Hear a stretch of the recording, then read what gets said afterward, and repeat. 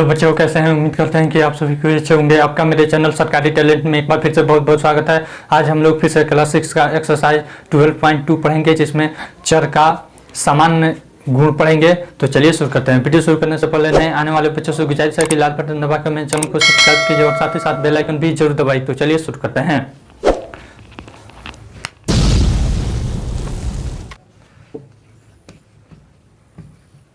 चर के सामान्य गुण, ठीक है। जैसे हम लोग दूसरा चैप्टर में आपको पढ़ाए थे क्रम विनिमय नियम, क्रम विनिमय नियम, कम्यूटेटिव लॉ।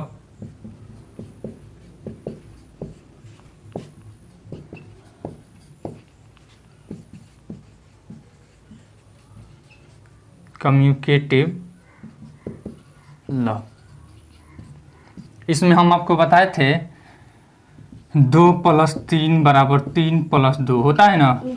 उसी तरह से यहाँ में इसमें a + b = b + a, यह जोड़ का है। यह किसका है? जोड़ का। यहाँ पे लिख देते हैं जोड़ का, ठीक है। यह एक्सरसाइज है हमारा 12.2। फिर इसी तरह से गुना में भी होता है। गुना में भी आपको उसमें पढ़ाए थे।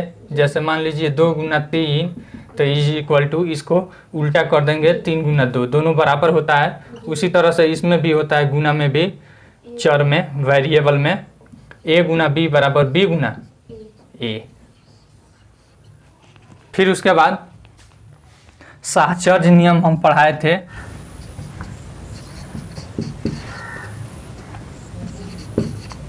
साहचर्य नियम, एसोसिएटिव लॉ,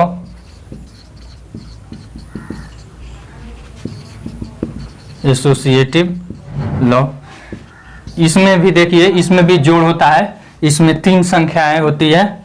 जैसे में मान लीजिए यहाँ पे 2 + 3, इसको पहले जोड़ देते हैं और फिर प्लस, यह जोड़ का है, जोड़ के सामने लिख रहे हैं, ठीक है। फिर यहाँ पे 5 लिख देते हैं, तो = यहाँ पे 2 प्लस, अब लास्ट 2 वाला को पहले जोड़ देंगे 3 + 5, कोई दिक्कत? तो यह बराबर हो जाता है। जैसे यहाँ पे 2 3 5 5 10, इधर जोड़िए, पहले इसको जोड़ेंगे 5 3 8 8 2 10, दोनों तरफ बराबर हो गया। तो इसको हम लिखेंगे, मान लीजिए इसको a, इसको b और इसको c, या x y z, आप जो मन करे सो मान सकते हैं। a + b + c = a + छोटा को शुरू b + c, कोई दिक्कत? इसी को हम कहते हैं साहचर्य नियम। क्या कहते हैं? साहचर्य नियम। किसका? जोड़ का। अब हम गुना का देखेंगे। गुना के सामने 2 × 3 छोटा कोष्ठ बंद गुना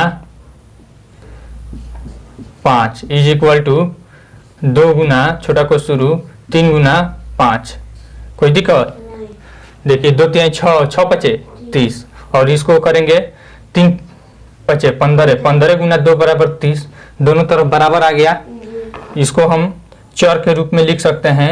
a × b छोटा कोष्ठ बंद गुना c = a गुना छोटा कोष्ठ शुरू b × c, कोई दिक्कत? यह है हमारा गुना का साहचर्य नियम। फिर उसके बाद है बंटन नियम या वितरण नियम। बंटन या वितरण नियम, कोई दिक्कत? डिस्ट्रीब्यूटिव लॉ,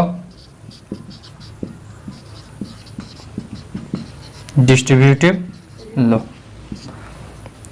होता यह है, बंटन या वितरण नियम में a गुना छोटा को शुरू b + c = a × b छोटा कोष्ठ बंद प्लस a × c, कोई दिक्कत? यह हम डायरेक्ट चर के रूप में लिख दिए। अब देखिए संख्या के रूप में कैसे यह हो जाता है। जैसे हम किए थे यहाँ पे 2 × 5 + 7, ठीक है, = पहले इससे इसमें गुना किए थे, फिर प्लस लिखे थे, यानी 2 × 5 छोटा कोष्ठ बंद प्लस फिर 2 × 7, कोई दिक्कत?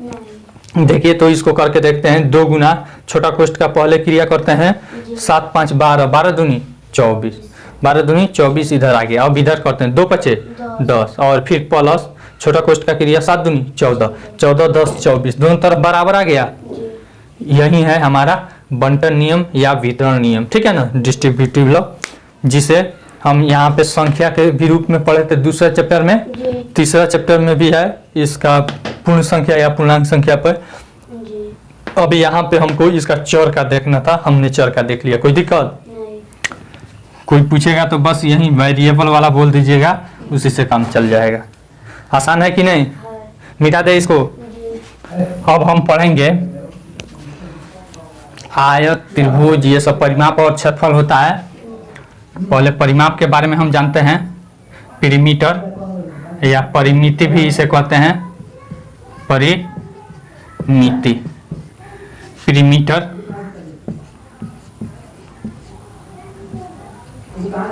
ठीक है, परिमीटर यानी कि पूरा एक चक्कर। परिसीमा कोई भी आकृति होता है, बंद आकृति, मान लीजिए यह क्या है, त्रिभुज है। इसका परिमाप निकालने के लिए क्या होगा, तीनों भुजाओं का योग। यहाँ से चलेगा, ऐसे चलेगा, फिर यहीं पे आएगा, तो क्या हो जाएगा, त्रिभुज का परिमाप हो जाएगा। कोई दिक्कत?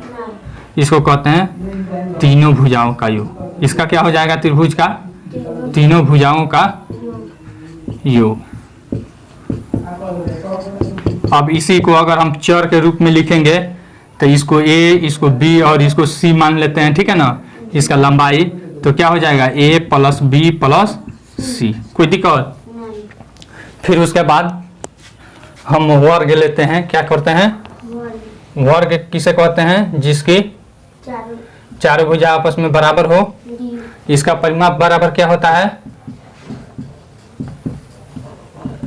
4 गुना 1 भुजा, 4 गुना 1 भुजा होता है ना। तो देखिए मान लीजिए इसका भुजा का यहाँ पे ए मान लीजिए, इसको x मान लेते हैं। कितना मान लेते हैं, x। तो यानी कि 4 गुना x करेंगे बराबर 4x। कोई दिक्कत? फिर उसके बाद आयत के बारे में देखना है। यहाँ पे लिख देते हैं आयत, ठीक है, आयत।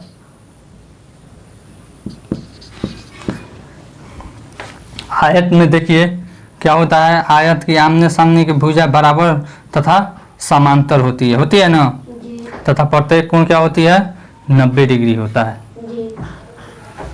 तो इसका परिमाप बराबर क्या होता है,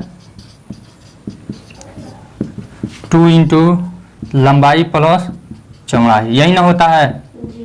तो देखिए तो यहाँ पे अगर मान लीजिए लंबाई अगर हम मान लेते हैं y, ठीक है, और इसको मान लेते हैं x, चौड़ाई को क्या मान लेते हैं x, तो क्या हो जाएगा 2 इंटू लंबाई का वैल्यू कितना है y, ठीक है, आप प्लस चौड़ाई का कितना वैल्यू है x हो जाएगा। इस तरह से समझ में आ रहा है? नहीं समझ में आया? 2 इंटू लंबाई प्लस चौड़ाई होता है सूत्र। तो लंबाई का वैल्यू कितना दिया है, तो लंबाई के जगह पर y डाल दिए, फिर चौड़ाई के जगह पर x दिया है, x डाल दिए, हो गया। समझ में आया? अब इस सब का क्षेत्रफल भी देख लेते हैं। क्या कहते हैं, क्षेत्रफल भी देख लेते हैं। इसका त्रिभुज का क्षेत्रफल होता है 1/2 गुना आधार गुना ऊंचाई, आधार गुना ऊंचाई। मान लीजिए ऊंचाई यह है, ठीक है ना, इसका वैल्यू है h, क्या वैल्यू है h, तो क्या हो जाएगा, और आधार का वैल्यू है b, तो हो जाएगा 1/2 गुना आधार का वैल्यू b गुना h। यानी कि चर के रूप में कैसे हम व्यक्त करते हैं, इसी के बारे में हमको देखना है इस चैप्टर में, ठीक है ना। फिर इसका क्षेत्रफल का क्या सूत्र होता है, वर्ग का क्षेत्रफल बराबर भुजा स्क्वायर या फिर भुजा गुना भुजा होता है ना। तो भुजा कितना है, x है, x गुना x। कोई दिक्कत? आयत का क्षेत्रफल का क्या सूत्र होता है, लंबाई गुना क्षेत्रफल बराबर लंबाई गुना चौड़ाई होता है। लंबाई कितना है, y है, और गुना चौड़ाई कितना है, x है। कोई दिक्कत? चलिए आपका यह हो गया। अब हम क्या करेंगे, इस चैप्टर में देखेंगे। अब एक चीज और इसमें देख लीजिए, यहाँ पे मान लीजिए यह 2 इंटू हो गया ना, देख रहे हैं। तो फिर इससे इसमें गुना करेंगे तो 2 गुना y बराबर 2y, चाहे ऐसे कर देते हैं 2y, कोई दिक्कत। 2 गुना y, फिर 2 से इसमें गुना होगा, यहाँ पे जोड़ है तो जोड़ दे देंगे 2 गुना x। अब इसको गुना करेंगे तो 2 गुना y बराबर 2y बताए हैं पिछले क्लास में। फिर प्लस यहाँ पे 2 गुना x बराबर 2x। समझ में आया? मिटा दे। अब हम एक्सरसाइज पे चलते हैं। पहला सवाल हमको दिया है साहचर्य का नियम। 3 संख्याओं 15, 28 और 14 के योग पर विचार कीजिए। हम यह योग 2 प्रकार से प्राप्त कर सकते हैं। हम पहले 15 और 28 को जोड़कर 43 प्राप्त कर सकते हैं और फिर 43 में 14 जोड़कर कुल 57 प्राप्त कर सकते हैं। बी नंबर में हम पहले 28 और 14 को जोड़कर 57 प्राप्त कर सकते हैं। इस प्रकार 15 प्लस 28 प्लस 14 बराबर इतना हुआ। ऐसा किसी भी 3 संख्याओं के लिए किया जा सकता है। यह गुण संख्याओं के योग का साहचर्य गुण कहलाता है। इस गुण को चर ए, बी और सी का प्रयोग करते हुए एक व्यापक रूप में व्यक्त कीजिए। यहाँ पे देखिए क्या दिया है। 1 नंबर के ए नंबर में दिया है हमारे पास संख्या है 15, 28 और 14। पहले क्या है 15, 28 और 14, कोई दिक्कत। अब इसमें कह रहा है कि इसको जोड़ना है। क्या करना है? जोड़ना है। तो कैसे कैसे हम जोड़ सकते हैं? पहले हम जोड़ सकते हैं इसको, फिर बाद में इसको जोड़ सकते हैं। ठीक है, देख लीजिए यहाँ पे दिया है 1 नंबर में हमको पहले 15 और 28 को हम जोड़ते हैं। कह रहा है 15 प्लस 28 को पहले हम जोड़ लेते हैं, ठीक है, और तब बाद में 14 जोड़ देते हैं। तब देखिए कितना आता है, 28 और 15 कितना आता है, 8 5 13 का 3, हाथ में आया 1 और 2 1 3 1 4, फिर 14 कितना आ रहा है, 4 3 7 4 1 57 आया। फिर कह रहा है बी नंबर में, फिर बी नंबर में कह रहा है कि दूसरी बार हम क्या कर सकते हैं, इतना जोड़कर इतना प्राप्त कर सकते हैं और इतना। फिर बी नंबर में कह रहा है कि इसको और इसको पहले जोड़ सकते हैं, ठीक है ना, 15 प्लस 28 प्लस 14, ठीक है, इस दोनों को पहले जोड़ सकते हैं। तो देखिए जोड़ते हैं, कितना है 8 4, पहले 15 है तो 15 हम लिख देते हैं प्लस 8 4 12 का 2, हाथ में आया 1 1 2 3 1 4, फिर इसको जोड़ेंगे 5 2 7 4 1 5, 57 आ गया। देखिए दोनों बराबर आ गया। कह रहा है कि इस तरह से दोनों बराबर आ जा रहा है। क्या आ जा रहा है, बराबर आ जा रहा है, यानी A is equal to B. नहीं तो कह रहा है कि इसे ए बी और सी के वैल्यू में पुट कीजिए। इसको ए मान लेना है, इसको बी और इसको सी, ठीक है ना। यानी कि कह रहा है कि यह इतना बराबर 15 प्लस 28, ठीक है ना, अब प्लस 14 बराबर 15 प्लस छोटा को शुरू 28 प्लस 14, इस रूप में है ना। तो अब इसको व्यापक रूप में ए बी और सी के रूप में दर्शाना है, ठीक है ना। तो इसको ए मान लेते हैं, इसको बी और इसको सी मान लेते हैं। अब वैल्यू पुट कर देंगे, ठीक है, साहचर्य नियम हो जाएगा, या फिर डायरेक्ट आपको साहचर्य नियम लिखवाएं, ए प्लस बी छोटा क्वेश्चन अब प्लस सी हो गया इज इक्वल टू, यहाँ पे हो गया ए अब प्लस छोटा क्वेश्चन शुरू बी प्लस सी छोटा क्वेश्चन। यही ना हुआ हमारा साहचर्य नियम, आ गया कि नहीं। बस यही लिखना था, लिखा जाएगा, मिटा दें। दूसरा सवाल देखिए क्या कह रहा है। कह रहा है समबाहु त्रिभुज की एक भुजा को के से दर्शाया जाता है। इस समबाहु त्रिभुज के परिमाप को के का प्रयोग करते हुए व्यक्त कीजिए। अब देखिए समबाहु त्रिभुज कह रहा है, क्या कह रहा है, समबाहु त्रिभुज। समबाहु त्रिभुज किसे कहते हैं बताइए तो, याद है आपको कि नहीं याद है। समबाहु त्रिभुज वह त्रिभुज जिसकी तीनों भुजा आपस में क्या होती है, बराबर होती है, उसे क्या कहते हैं, समबाहु त्रिभुज। अब कह रहा है कि एक भुजा को के मानिए, एक भुजा का मान क्या है, के है, ठीक है ना। लिखेंगे समबाहु त्रिभुज की एक भुजा क्या है, एक भुजा दिया है हमको बराबर के, क्या है, के है। तो परिमाप हमसे पूछ रहा है, क्या पूछ रहा है, परिमाप। परिमाप बराबर, किसी भी त्रिभुज का परिमाप बराबर क्या होता है? तीनों भुजाओं का योगफल। ठीक है, तीनों भुजाओं का योग होता है ना। तो देखिए, तो यह भी के, यह भी कितना होगा? इसका वैल्यू कितना होगा? सभी भुजा बराबर है तो समबाहु त्रिभुज किसे कहते हैं? जिसकी तीनों भुजा आपस में क्या हो? बराबर हो। जब तीनों भुजा बराबर हो तो एक भुजा का वैल्यू हमको दे दिया है, तो बाकी दोनों भुजा वही नहीं होगा। तो इसका भुजा का लंबाई कितना दिया है? तो इसका लंबाई कितना होगा? और इसका भी लंबाई कितना होगा? के। समझ में आया? अब देखिए, यहाँ पे एक भुजा का लंबाई के है, समबाहु त्रिभुज है तो तीनों भुजा के होगा। ठीक है, तो तीनों भुजाओं का योग कर देंगे के प्लस के। देखिए कितना के है? 3 के है, तो इसका भुजा का योग कितना हो जाएगा? 3 के। समझ में आया? ऐसे नहीं समझ में आया तो एगो बकरी एगो बकरी एगो बकरी, कौगो बकरी? तो 3 बकरी हो गया। फिर उसके बाद यहाँ पे तीसरा सवाल हमसे दे रहा है, कह रहा है एक समषड्भुज रेगुलर हेक्सागोन आकृति 6 की एक भुजा को P से व्यक्त किया गया है। P का प्रयोग करते हुए समषड्भुज के परिमाप को व्यक्त कीजिए। संकेत, एक समषड्भुज की सभी भुजाएं बराबर होती है और सभी कोण क्या होते हैं? बराबर होते हैं। अब देखिए यहाँ पे दिया है हमको एक और आकृति ऐसे दिया है, देख लीजिए। ठीक है,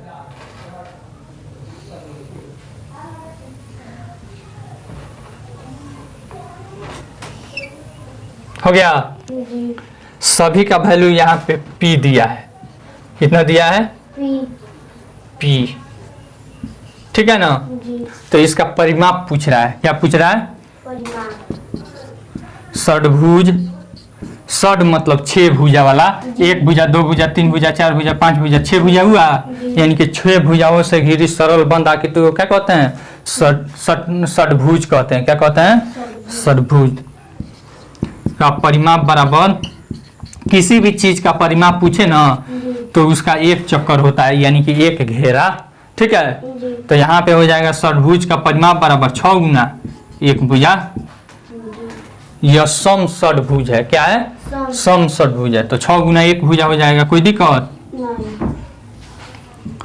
तो देखिए, तो 6 गुना एगो भुजा का वैल्यू कितना दिया है? P। 6 गुना P हो जाएगा बराबर 6P। कोई दिक्कत? बस हो गया। इसका केवल परिमाप ही ना व्यक्त करना है, बस व्यक्त कर दिए, बन जाएगा। मिटा दें। फिर उसके बाद चौथा सवाल हम देखते हैं क्या कह रहा है। कह रहा है घन एक त्रिविमीय आकृति है, जैसा कि आकृति 7 में दिखाया गया। इसके 6 फलक होते हैं और ये सभी सर्वसम आइडेंटिकल वर्ग होते हैं। घन के एक किनारे की लंबाई L से दी जाती है। घन के किनारों की कुल लंबाई के लिए एक सूत्र ज्ञात कीजिए। सबसे पहले हम घन समझते हैं। देखिए, यह घन है। क्या है? यह घन है। देख रहे हैं ना, दिखाई दे रहा है? यह घन है। इसको किनारे कहते हैं। क्या कहते हैं? किनारा। 1 किनारा 2 किनारा 3 किनारा 4 किनारा। ठीक है, फिर नीचे वाला देखिए 5 किनारा 6 किनारा 7 किनारा 8 किनारा हो गया। फिर इधर देखिए 1 किनारा 2 किनारा 3 किनारा और यह 4 किनारा। 8 4 12 किनारा। कितने किनारे होते हैं? 12। समझ में आया? यानी कि किनारों की यहाँ पे क्या कह रहा है? सूत्र निकालने के लिए पूछ रहा है। ठीक है ना। घन के किनारों की, घन के किनारे की कुल लंबाई बराबर 12 किनारा है। ठीक है ना। 12 गुना 1 किनारा का लंबाई, 1 किनारा की लंबाई। कोई दिक्कत? 12 गुना 1 किनारा का लंबाई कितना है? L है, यानी 12 गुना L बराबर 12L। कोई दिक्कत? आसान है कि नहीं? चलिए, उसके बाद इसमें और भी समझ लीजिए घन के बारे में।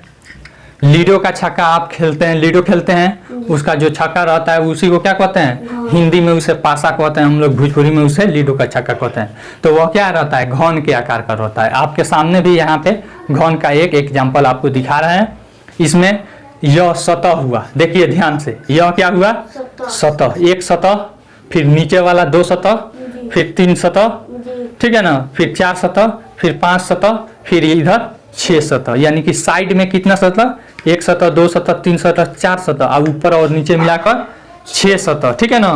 लंबाई कितना होता है, यानी कि किनारा कितना होता है, ऊपर में देखिए 1 2 3 और 4, ठीक है, नीचे में 5 6 7 8, और फिर यह 9 10 11 12, किनारा कितना हो जाता है 12। यहाँ पे लिख भी देते हैं, घन में किनारा कितना होता है 12, किनारा 12।